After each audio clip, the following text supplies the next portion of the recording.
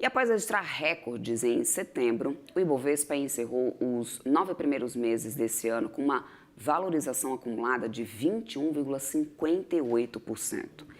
Essa é a maior valorização para o período desde 2017. Além disso, o fluxo de capital estrangeiro já é superior a 25 bilhões de reais ao ano.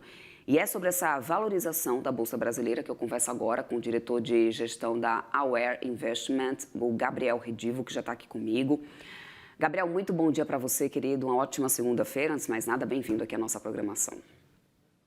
Bom dia, Débora. Uma ótima segunda-feira a todos que nos assistem. Vamos lá, então, falar sobre esse desempenho, né, da Bolsa, uma alta acumulada de 21%.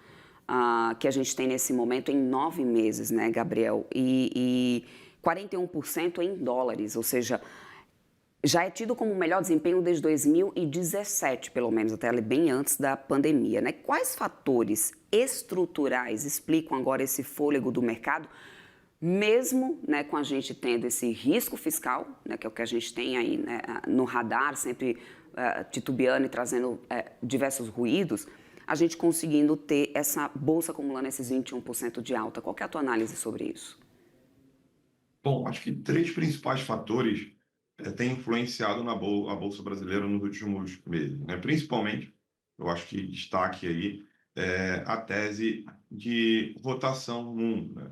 Existia ali, né, um volume financeiro do mercado estrangeiro alocando nas principais, principalmente ali nos Estados Unidos, na principal economia do mundo.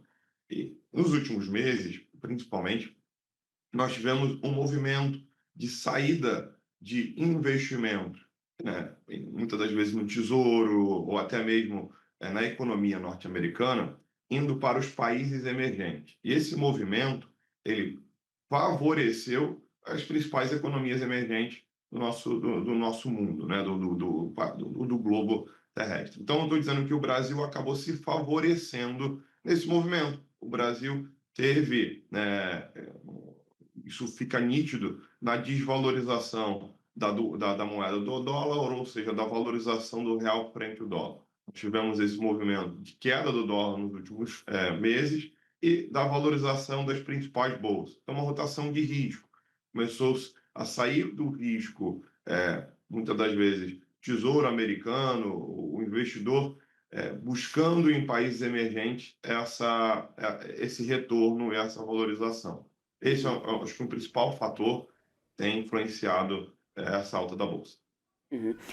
O diferencial de juros nesse momento pode ser algo também que a gente tenha como um diferencial, né, do Brasil frente aos outros emergentes, Gabriel? Eu te pergunto isso até para poder entender um pouco sobre esse fluxo, né, de capital, porque um fluxo de 26 bilhões nesse ano é uma entrada importante de investidor internacional no Brasil. Mas vamos lá, é entrada de novo investidor ou seria realmente uma troca nesse momento também, né, de setores, ou seja, mais investidores indo para a Bolsa? Ou qual que tem sido esse movimento que explica esse capital estrangeiro nesse momento no Brasil? Porque há quem defenda que não seria dinheiro novo, não seria investidor novo entrando no Brasil, mas apenas uma troca, né, de ativos nesse momento, né? Como que você vê, como que você explica esse fluxo de capital, então?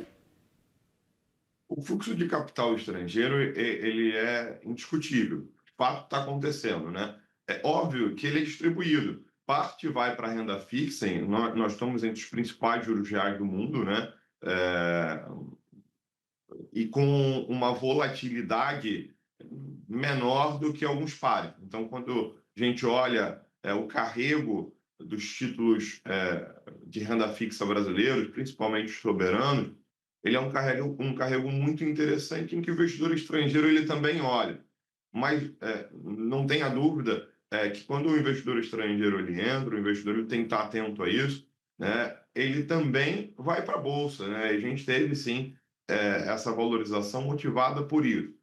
Outros fatores, mas por mais que a gente falou, né, na primeira pergunta sobre o risco fiscal brasileiro, a gente entende que existe esse risco fiscal, toda essa preocupação, mas o investidor estrangeiro ele já conhece o Brasil, ele já acompanha, principalmente o governo Lula, desde o seu primeiro mandato, ou seja, nos últimos mais de 20 anos, o governo do PT foi 70% disso, né, nos últimos 22 anos. Então, sem dúvida, o investidor estrangeiro ele já conhece e sabe ele que tem como buscar um movimento tático. Aí a pergunta é, vai continuar subindo? Bom, aí a gente está num ano pré-eleição, ano que vem é ano de eleição. Isso provavelmente vai influenciar e aí a gente vai ter uma bolsa mais com movimentos táticos. Uhum.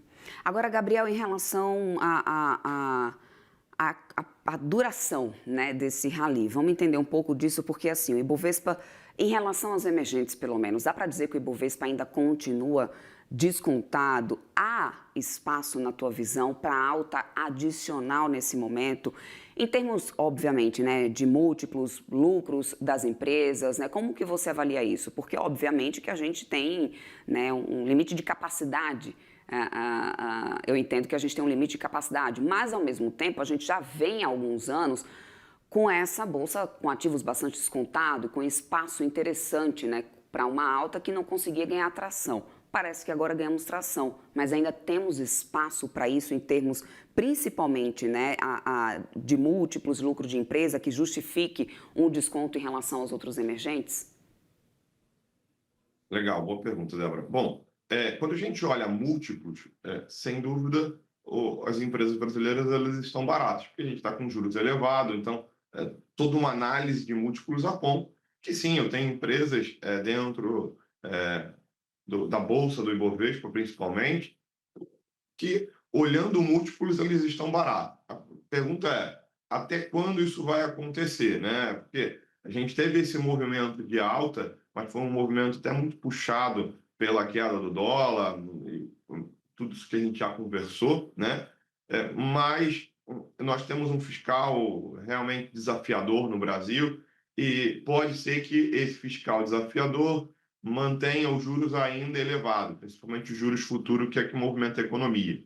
Então, se isso acontecer, os múltiplos ainda vão continuar baratos, né? Então, assim, não tem como falar, olha, os múltiplos estão baratos, é uma boa oportunidade. Isso a gente ouve, principalmente os analistas, falando já há muito tempo. Não, os múltiplos das empresas brasileiras estão baratos. Estão baratos, de fato estão baratos.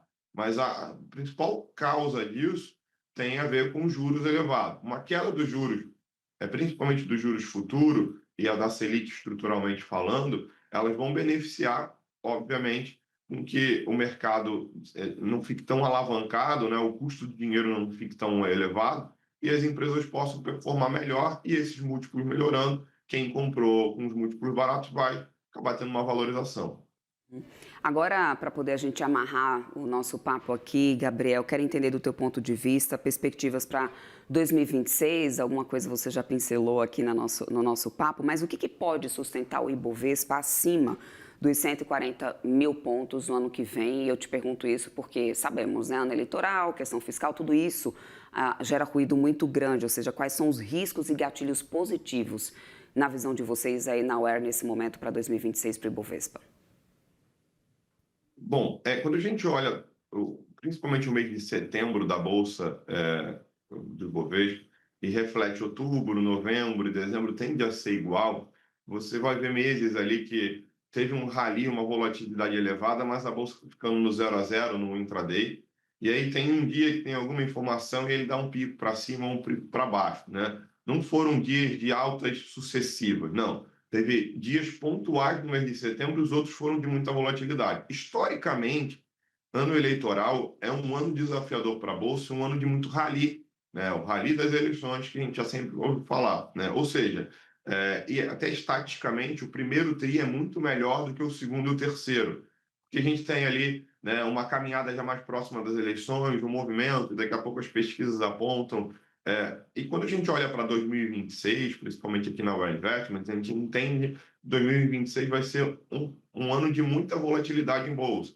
E que, para sustentar esses 140 mil pontos, né, a gente não cair para baixo dele, ficar acima, sem dúvida, a gente vai ter que ter uma consciência fiscal. Na última semana, a gente teve a aprovação da questão da isenção do imposto de renda até R$ 5.000, ou seja, outras pautas começaram a vir, e se essas pautas aparecerem, a Bolsa vai sentir, tem a ver ali com a queda dos juros. Então, eu diria que 2026 vai ser um ano de muita volatilidade. Vai ser um ano que você pode estar num mês tendo uma rentabilidade positiva em Bovespa, no outro mês já uma rentabilidade negativa, Uhum. e o quarto trimestre, ou seja, o final do ano, daqui a um ano a gente vai estar entrando no quarto trimestre de 2026, ele é sempre o divisor de águas para o ano eleitoral.